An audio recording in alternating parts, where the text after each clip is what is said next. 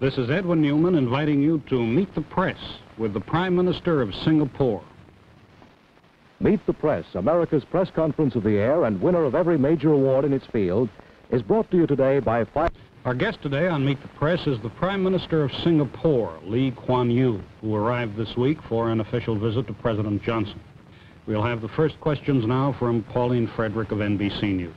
Mr. Prime Minister, you said in Washington that Americans are powerful. All the world is too painfully aware. But this power should be controlled. The United States should be restrained. Do you feel American power is controlled or used with restraint in Vietnam? As of now? Yes. I don't want to engage in your domestic dispute, and I'm not a general or an admiral, but... But you're a nation. Yes, I would like to see a great deal more caution, a more selective exercise of your enormous range of weapons that you've got, and more brains and feet, preferably Vietnamese brains and feet, rather than more power and gadgetry. Well, to be more specific, North Vietnam is less than 1/4 the size of Texas. It's now being bombed at the level that the bombing was carried on in World War II, and has been bombed for almost 3 years. Do you believe that this bombing is controlled or restrained use of power? That's like asking me whether I've stopped beating my wife. I mean, I'd never beat my wife. Well, let me ask you this. 47 heads of delegations in the United Nations, many of them foreign ministers, said in this General Assembly, American bombing of North Vietnam should be ended unconditionally. Do you agree with them? Well, that depends who the 47 heads are. Well, I'm sure Are you they know, from sir. Africa, from Asia, from Western Europe, They were from all over the Eastern world. Europe? They were from all over the world. Well, as I understand it, there are about, what, 120 members? 22. 122 members, so that's 47. Well, I wasn't there, but I mean, my colleague, Mr. Rajaratnam, Foreign Minister, is attending the United Nations, and I think he's going to say something on Vietnam. I don't want on the bombing and all the other problems about Vietnam, and I think bombing is one of the minor problems about Vietnam. Well, But if I may answer you this, he said it is a bothersome question. But do you feel the bombing should be stopped? Would this help to get Hanoi to the conference table? I think the bombing could be reduced and even stopped without any decisive change in the course of the war, but I think it does not follow that because you stop bombing, you'll have the North Vietnamese government to the conference table. Why should they go to the conference table? To help President Johnson win the elections? Do they love him? You know, Mr. Khrushchev said that he helped President Kennedy win by not seeing Mr. Nixon. In other words, are you saying that if the North Vietnamese should come to the conference table and there would be a settlement, that President Johnson would win the next election? And by the same token, would he lose if there is not a peace settlement? I don't think it's as simple as that. I mean, you're putting words in, you're putting a form of words in such a tight and I think imprecise way, really, because the world is not so simple. It's not black and white. If they were to stop bombing, or you were to stop bombing, and if Hanoi were to meet with your president, it doesn't mean that there will be a settlement before the timetable for your presidential elections. And things can become very complicated, really, if it weren't. So I really don't want to go into all the intricacies, because it can take so many twists and turns, as Panmunjom did. So all I would like to say as an outsider is, will we all, in the name of humanity and for the sake of human civilization, take great care that there is no miscalculation on the reactions, not only of the North Vietnamese, but of the Russians and of the Chinese, because there must be a point at which they must react. Thank you, Mr. Prime Minister. We'll be back with Meet the Press and more questions for our guest, the Prime Minister of Singapore. But first, this message. Now back to Meet the Press, an unrehearsed press conference. Please remember, questions of the panel members do not necessarily reflect their own point of view. Here is our moderator, Edwin Newman. Resuming our interview, our guest today on Meet the Press is the Prime Minister of the Republic of Singapore, Lee Kuan Yew. You've just met Pauline Frederick of NBC News. The other reporters on our panel are Roland Evans of the Chicago Sun-Times, Seymour Topping of the New York Times, and Crosby Noyes of the Washington Evening Star. Lawrence E. Spivak, permanent member of the Meet the Press panel, will be back next Sunday. We'll continue the questions now with Mr. Evans. Mr. Prime Minister, you said in a recent speech, quote, "The wrong kind of conclusion to the mess in Vietnam can absolutely unscramble the whole lot of us in Southeast Asia." What did you mean by unscramble the whole lot of us? Well, one of the problems in Southeast Asia is that it consists of relatively new and fragile independent nations. They've just become independent since the Second World War. And the great problem is the will to resist. And it melts very easily because people, particularly in the world over, they want to be on the winning side. But in Southeast Asia, because they are small countries, because big armies have come, Europeans came, the Japanese came, you know, you bend with the wind like the bamboo, as the Chinese saying goes. And if it looks as if the east wind is growing stronger than the west wind, then people start bending that away even before the wind comes. What you're saying, sir, if I understand, is that the American position of force and resistance to this east wind is essential to give your country and these other newly independent countries a bulwark behind which you can develop your independence. Is that what you mean? No, may I say what I mean myself in my own form of words? I think Americans have, I think, is a friendly habit of trying to help a person think for himself, but I'd rather do my own composition, if I may. You have adopted this position in Vietnam. In 1954, you never asked the rest of Southeast Asia, and we were not consulted. You decided again in 1956 that Diem should not have free elections because, or he didn't want to have free elections, and you supported him because elections couldn't be free, and I've read all of the semantics about what is free and unfree. You decided in 1961, when things got a little bit difficult for Diem, to put in American advisors. And by 1963, at the end of 63, you had 25,000 American advisors in the Kennedy administration. Now, you had your last chance when Diem got knocked down by a bus, or perhaps it was a tank, and you could have got out and said to the generals, well, we'll help you, guns, food, uniforms, pay for the troops. But you decided, rightly or wrongly, to go in. And now this is 1967. And it's no use asking me now, for my opinion, what you should have done before. All I can say is, we've got to live with today, not with what might have been day before yesterday. And as of today, the Field Marshal of Thailand says, Kitikashon, and he's saying it to his own people, that they are going to fight in Vietnam, not in Thailand. Well, I take that to mean that if that is gone, he's going to anticipate history, and you know, the Thais have this great sense of the future, and as good anticipators of history, if they make the kind of adjustments in their postures arising out of what they think is a failure in Vietnam, well, I don't think the Tunku in West Malaysia has got very many years, in spite of all his armed forces. And then they've got me by the throat.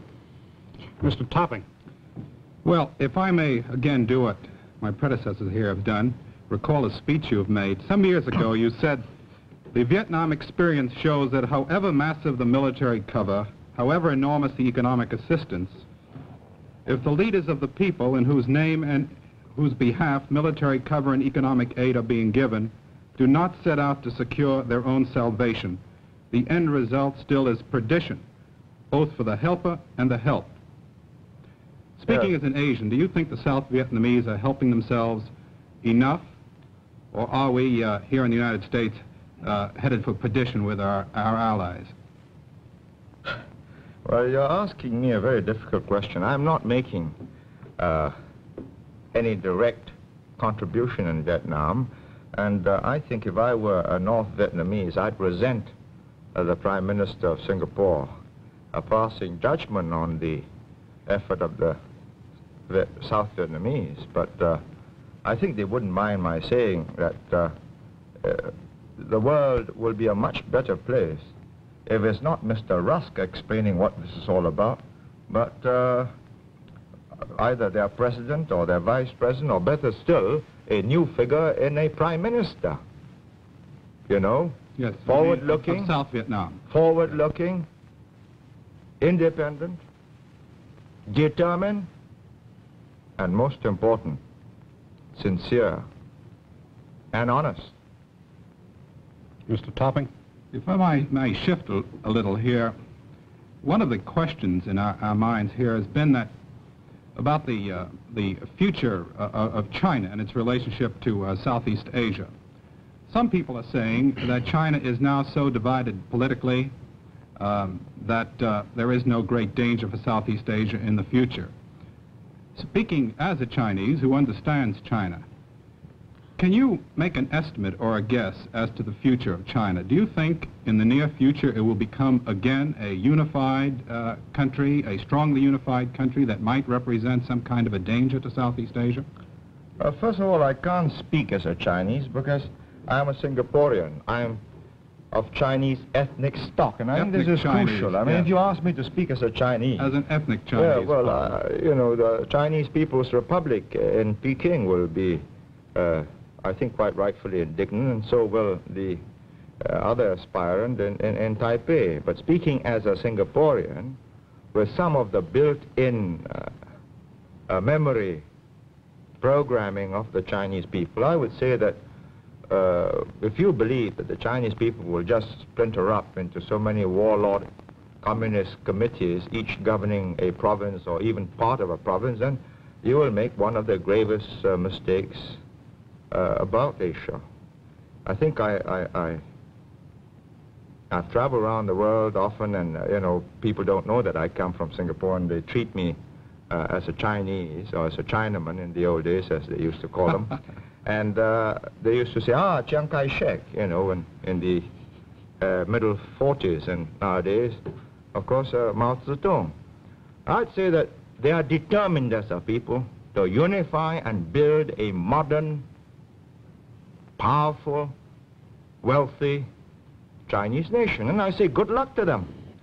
And I think the moment they get prosperous, good luck to me, because I'll be much safer.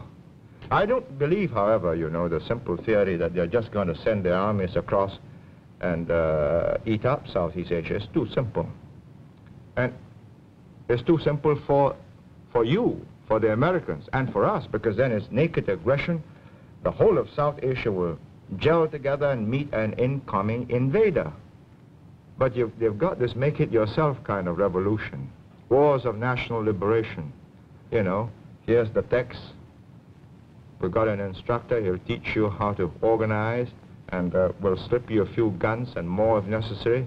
And if it gets more difficult, well, surface-to-air missiles, and so on. And I think this is the problem, that each of the individual governments in that region must use the time that you are buying in South Vietnam for the rest of the world, particularly Southeast Asia. I'm not saying you're doing this, you know, just for Southeast Asia. You're doing this for yourself.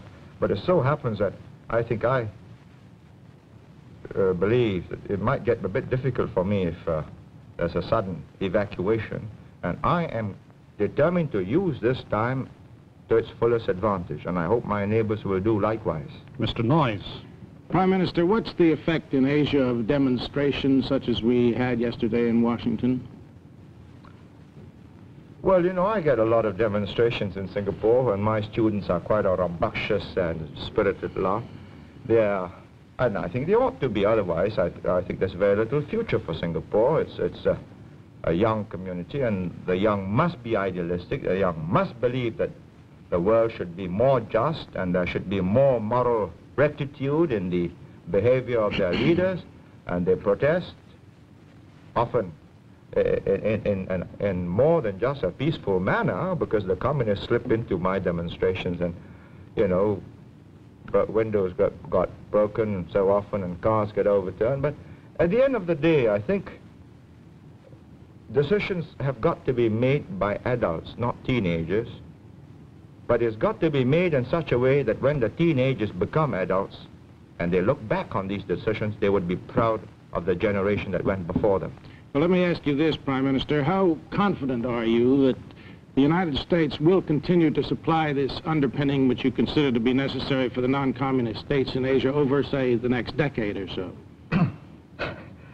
I don't know, and I don't think, first of all, I'm not an American, so how can I know? And this is one of the reasons I've come here, to try and get a sample of the thinking, the feeling.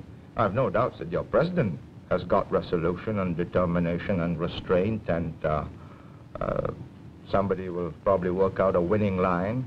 But I've also no doubt that your Secretary of State and Secretary of Defense have got it. But what I think, in your kind of open democratic society, you must demonstrate, in which I've really come here to try and understand better, to watch the proceedings in your presidential elections next year, is whether you, as a people, have got that resolution, that stamina, that perseverance, and, most important of all, infinite patience and a capacity to hold back your desire to settle this quickly and get it over with, because this is a very different kind of war.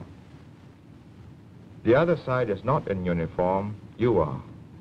Do you believe that CETO, the Southeast Asia Treaty Organization, in its present framework, provides an adequate guarantee to Southeast Asian security? Well, you know, when it happened in, I think, 1954-55, Mr. Nehru and quite a few other leaders like President Sukarno were very vehement in their denunciation, and even the Tunku Abdul Rahman of Malaysia was critical, and so was I. And I think looking back now, it really didn't meet the situation, because it was so very different from what you did for Europe. You know, in CETO, when an attack takes place on a member country, is just an attack against a member, and the others will take note that this is a breach of peace and a danger to the area. But in NATO, when an attack takes place, an attack on one is an attack on all, and they all respond. And you know what's happened. I mean, who has responded in South Vietnam? The Pakistanis have not. The French have not, the British have not, and probably for very good reasons. And until you convince Asia that you consider Asia as important to you, as Americans, as Europe was to America, you're going to find a lot of Asians like me rather critical and really doubting, because 90% of you have come from Europe. You understand Europe better than you understand Asia. Some of you understand Asia very well because you make specialized studies of the subject. But as a people, and finally, it is the mothers and fathers watching this television screen and seeing what is happening to their sons, and all the sweethearts also watching this, that will decide. And if you want people to take a stand, you've got to demonstrate that as a people you've got what it takes, that Asia does matter to you. Miss and Frederick. that's matter to the free world. Excuse me, Miss Frederick. As you call it. Mr. Prime Minister, in answer to one of my questions, I believe you said, and I hope I'm quoting you correctly, in the name of humanity, great care should be taken that there be no reaction by the Russians and the Chinese. They must react. Would you tell us under what conditions you feel the Russians and the Chinese might react to what is going on in Vietnam, and whether there is any possibility of it now as you see the picture? I think really you ought to put that question to Mr. Khrushchev, Mr. Brezhnev and Mr. Kosygin, and probably Mr. Mao Zedong and Marshal Lin Piao or Zhou Enlai. I really can't answer this, but I'm quite certain that at some point they will decide that their own national interests are at stake and they must respond. Excuse me, gentlemen, Miss Frederick, we have a little more than 3 minutes left. Mr. Evans. Mr. Prime Minister, you made it clear that you are concerned about the resolution, particularly beyond the '68 election and into the future of the U.S. in Vietnam and in all of Asia, that our interest is stable and long-term. Would it not help resolve that difficulty, as you see it, if your country put a small token force? You only have 2 million in your population, I understand, but if you put a small token force into the field to assist in the work that is being done over there against what we call aggression from the North, wouldn't that help the United States to resolve this issue? I don't see it as my duty as the Prime Minister, an elected Prime Minister of Singapore, and not a client state of the United States. I'm not in receipt of your aid, nor am I here to seek aid. I'm doing all right. I hope to do more trade with you. And I don't think it is the duty of the elected representative, leader of Singapore, to go and involve his country in a situation which can end disastrously for his whole people. And as I've said, if there is no resolution shown, and God knows what can happen between now and November 1968, you tell me what happens to all your allies who have gone in with you in South Vietnam. Mr. Topping. Well, in connection with what you've just said, I remember once you said, in fact, I believe you said it to me, when we were talking about your neutrality, you said, I am not neutral where the survival of my people are concerned. Now, if your survival does depend upon how well the United States and the South Vietnamese are able to do in Vietnam in the sense of containing the Asian communists, don't you think you should help more directly? I think my survival is not threatened yet. I've got my British friends and my Commonwealth friends in the area up till the middle 70s, and that's a very long time in the history of Southeast Asia. But, of course, it could change fundamentally by decisions you can make in South Vietnam between now and 68 and 69. And as the situation changes, we shall be watching it most intensely and avidly. And we shall make contingency plans. We have to. We have about 1 minute left, Mr. Noyes. Prime Minister, if, as you said, the treaty, the CETO treaty, were strengthened to be more like NATO, with the same guarantees that NATO provides, would your country adhere to such a treaty? I think eventually what we must try and create in South and Southeast Asia is a community that is economically and socially conscious of what is to be gained by gearing into each other, yeasting up the economy, and once that happens, I think the security aspect, mutual security interest should lead us to a NATO-type situation, perhaps, with a minimum of underpinning from outside. And if we can have a multilateral underpinning, you know, America, Russia, and most important, China too, saying, yes, there shall be no aggression in South and Southeast Asia, and boundaries shall not be changed by force, I think we got a peaceful world, much more peaceful world. I must interrupt you there. Our time is up. Thank you, Mr. Prime Minister, for being with us today on Meet the Press. I'll be back with you in just a minute after this message. For a printed copy of today's interview, send 10 cents in coin and a stamped self-addressed envelope to Merkel Press, Box 2111, Washington, D.C. 20013. Next week on Meet the Press, our guest will be another headline figure in the news. Now, this is Edwin Newman saying goodbye for the Prime Minister of Singapore and Meet the Press. Goodbye. Join us each Sunday for News in the Making on Meet the Press, America's press conference of the air. Today's edition of Meet the Press was brought to you by Fireman's Fund American Insurance Companies. It could be Vietnam or right there in your hometown. Wherever and whenever the news breaks, you can expect the best comprehensive analysis of the news right here on NBC. This is Howard Reed speaking.